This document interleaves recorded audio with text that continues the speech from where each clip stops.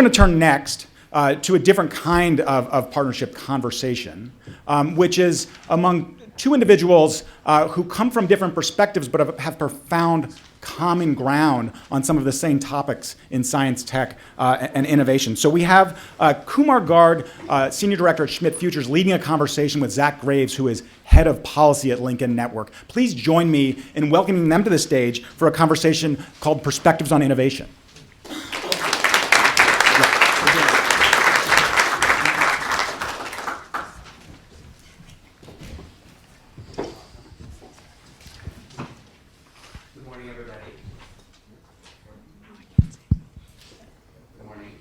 Good morning.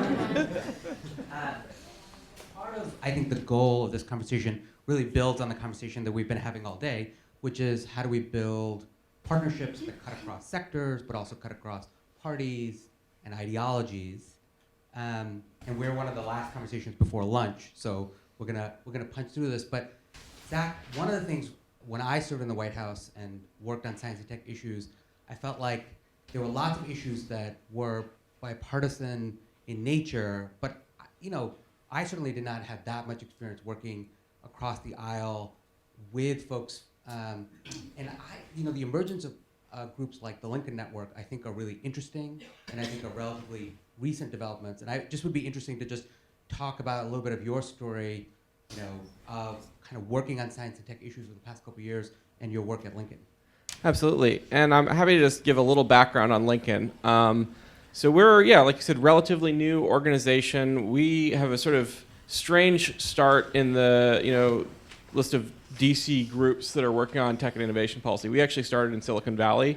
My boss, our founder, was a Senate staffer, worked for Jeb Bush, had a startup, ended up going through Y Combinator out in the Valley, wanted to do convenings to help bridge the gap between the coasts. So he brought out DC people there, chairmen of agencies, senators, members of Congress, and then vice versa. They started doing programming in DC to bring out, venture capitalists, founders, technologists out to be more engaged in policy conversations. So our whole mission really developed out of this sort of being a translation layer, helping bridge the gap between the coasts.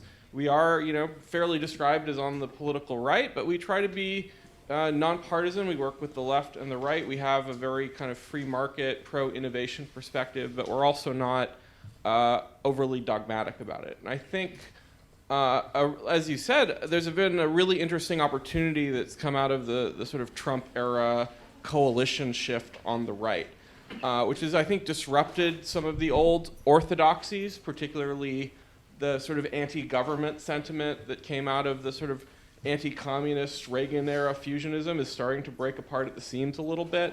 You have Senator Rubio calling for industrial policy, which has horrified many libertarians. You have Josh Hawley talking about coming in and allying with labor and breaking up big tech, praising Tucker Carlson's praising Elizabeth Warren. There's really a realignment moment we're in now, and I think that's an opportunity to build new cross-cutting bipartisan alliances, and it's an opportunity to really, especially on the right, rethink how we approach tech and innovation policy. Particularly in Silicon Valley, the perspective is very different than here in DC. DC people tend to think innovation policy, especially around Congress, is what people from Facebook or Google or AT&T are lobbying them on. Whereas people in Silicon Valley tend to see that as the incumbents. They're not the innovators. They're looking to protect their current business models. They're not talking about the policies that'll help create the next wave of trillion-dollar American tech companies. And that's really where we as Lincoln think we want to sort of reframe that policy conversation. Yeah, I mean, one thing that you and I have worked on and I found really interesting was, and this connects to the previous conversation, was the big push on increasing congressional capacity. There's a big push on bringing back OTA, the Office of Technology Assessment. And what was interesting was I was in a room where a bunch of folks showed up that were all interested in this issue, and there was like a old Holmes element of like people were like, I lobbied on this 20 years ago, and I lobbied on this 10 years ago, and everyone's like, but Zach's here, so maybe like we'll make progress on this. And so I think what's interesting is like when you're having these conversations with folks that you're trying to convince on the center right, I mean, I'm just sort of curious, what is the argument you make for increasing congressional capacity on science tech issues? That wouldn't be like a natural conversation, I would imagine. So like, when you make the case, how do you sort of pitch it? Right. Well, I mean, I think there's a very good a conservative argument for sort of strengthening Congress, and you'll see people like Senator Mike Lee talks a lot about he has an Article 1 project strengthening the first branch, increasing oversight, and I think some Republicans accept that as a premise, but haven't accepted the sort of implications that means spending more money sometimes, right? And as Tim mentioned, the legislative branch appropriations environment is a very difficult one. It is somewhere between zero sum and negative sum in terms of trying to find new money for things. So you're always taking it away from something else. All of the money has been shifting towards things like the Capitol Police and trying to fix the buildings that are falling down. And so that's meant there's been a decades-long drain on policy expertise, tech capacity, support agency staffing.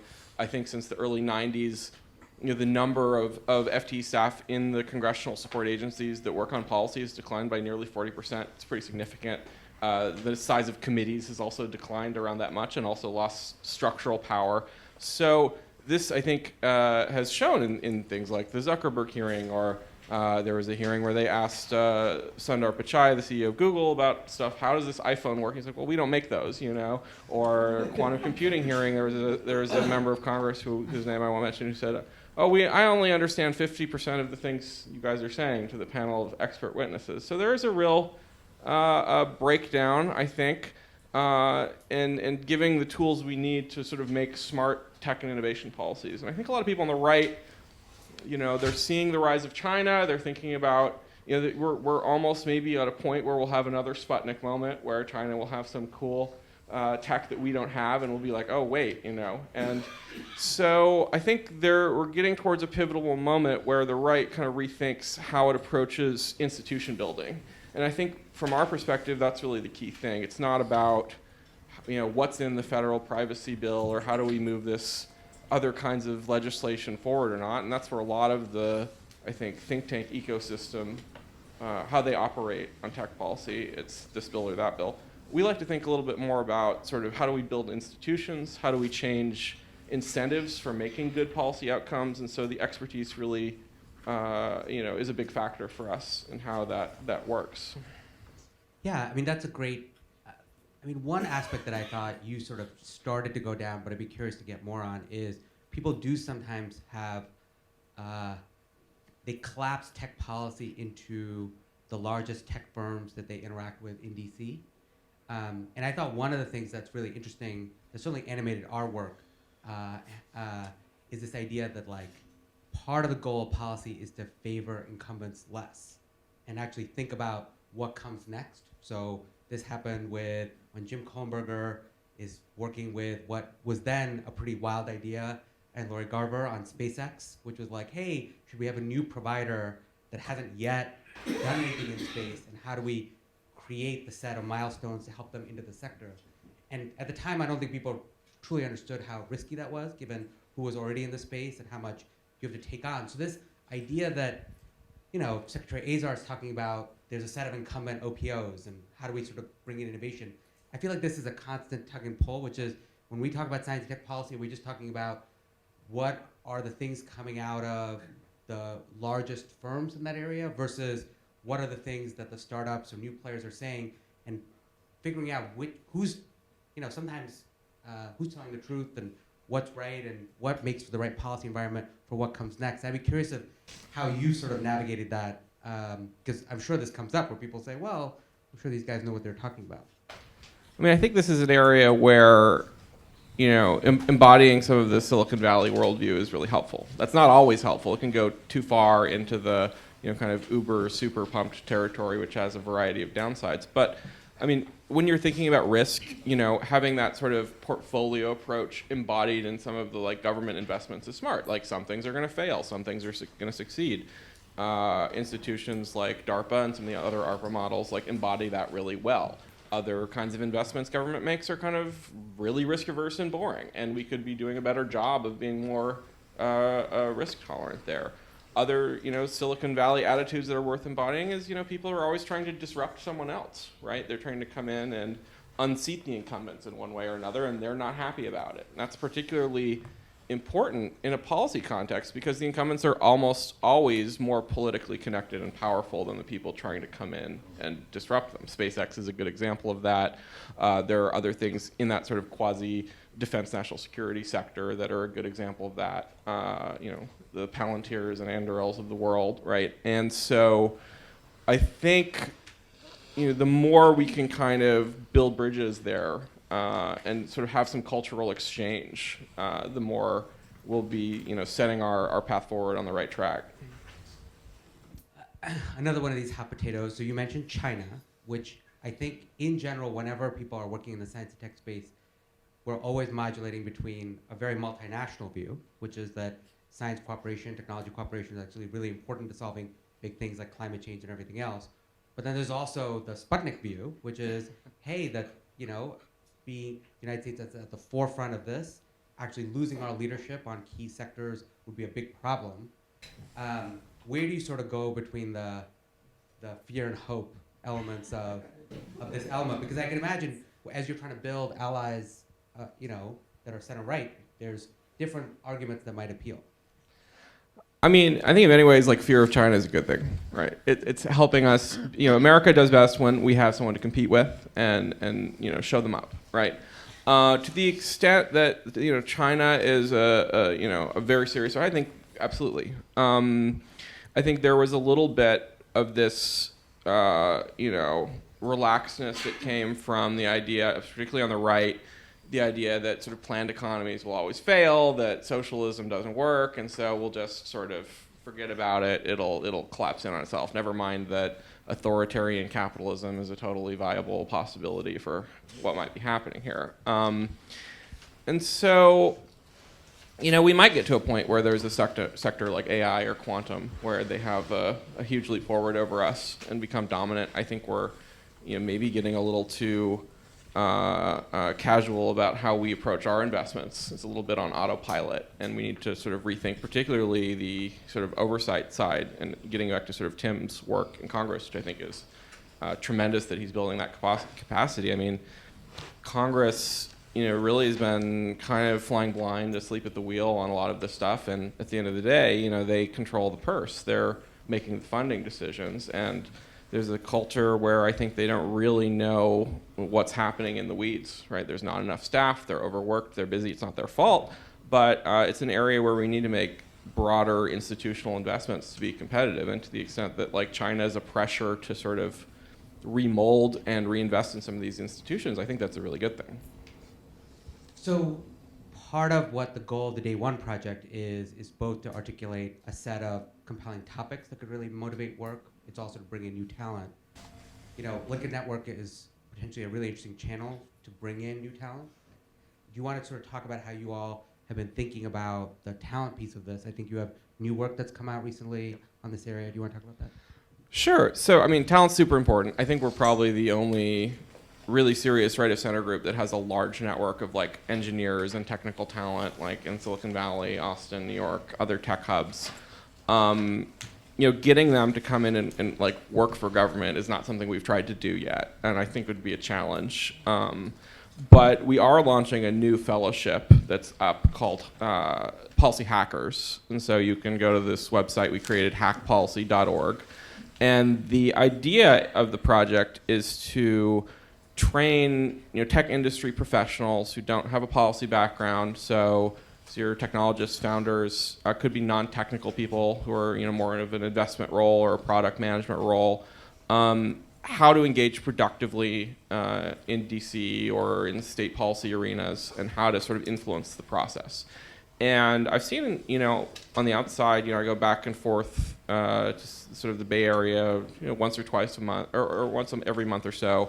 And I've seen people there trying to sort of shop their pet policy idea in DC, and they come out and have a dinner with some senators or agency people, and often the result is they think of something from a blank slate that is a logical idea that would be great and it would make all the stakeholders happy, but it's never going to work because like we're not working from a blank slate in DC, and how you approach moving things is a much more complex political dynamic than just they have this sort of top-down, I'm the CEO and I'm going to tell people what to do mentality, when there's, in reality, particularly in an environment like Congress, lots of factions, lots of stakeholders. It's a lot of procedural games that can happen. It's a challenging environment. And so long story short of it is we want to give people kind of an insider view so they don't get frustrated and so they know how to engage. They don't just sort of put up a think piece on Medium and that's the end of it, and they don't know why something doesn't happen, why they don't pass a bill about it.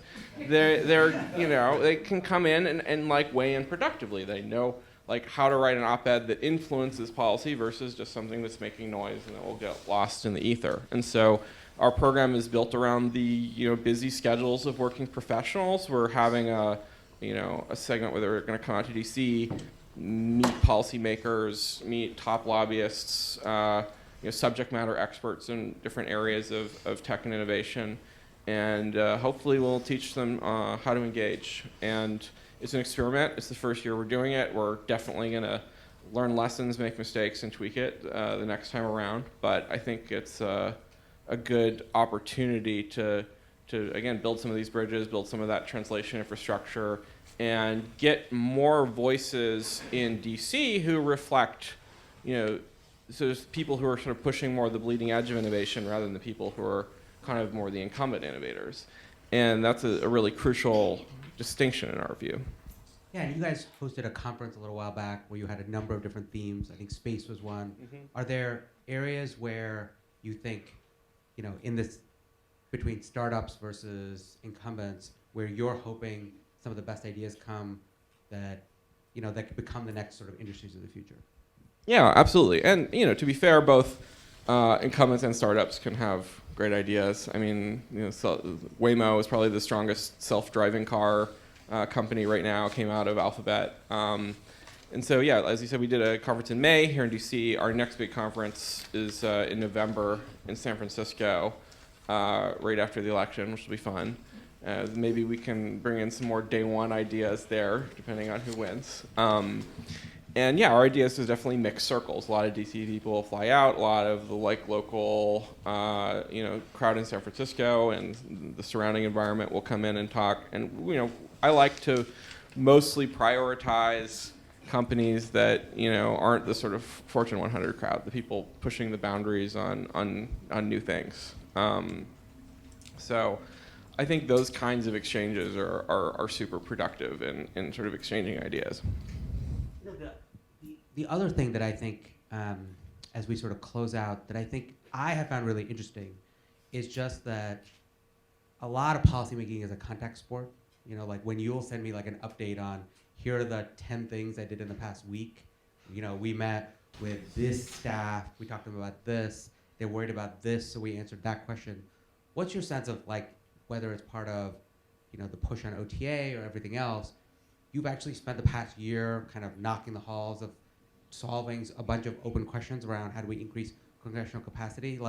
What's the thing that now that you've done it, that you want to sort of leave this room with how possible is it to sort of push on these things versus what are things that you were optimistic on are actually quite hard to move?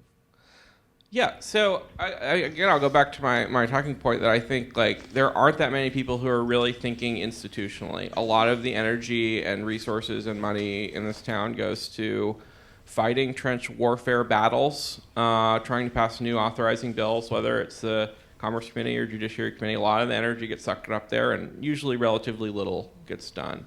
But there's a lot of other really important vehicles where lots of really good stuff happens, right? In the sort of defense innovation context, like NDAA passes every year. In the context of Congress, legislative branch appropriations, there's other appropriations bills that very few people show up and lobby on. So I would definitely encourage people to be more active in that space. I've been working a lot with Daniel Schumann, who's my sort of left of center partner, who has a lot of sort of notches on the belt in terms of getting things in appropriations bills. Last year, we also worked on a thing with FTC to sort of embed more technologists and how those are structured. And it's in reality, very few people are thinking about that. There's not a lot of energy that goes into it, and it's not as hard to influence as you might think it is, because a lot of it flies below the radar. Particularly appropriations is a very kind of esoteric art. It's not hard to learn, but it's different than, say, showing up and advocating on just another normal bill. So, And would you be open to people in this room, people on the live stream, and others are reaching out to you and Dan and others who want to get sort of smarter about how to get their ideas traction in Congress? absolutely. Awesome. Well, thank you so much for joining us. Thank you so much for day one. I sort of know the team really up close because I've worked with them for many years. They've been slaving away over 6 months, and then over the past couple of weeks, basically every second of the day. These kind of efforts take an incredible amount of work. I'm so thankful that Dr. Holdren is sort of helping lead the effort, and so many of you, I mean, having so many papers come out just to launch this effort just is like the work and love of so many. So I want to thank everybody in this room and thank Dan for being the fearless leader.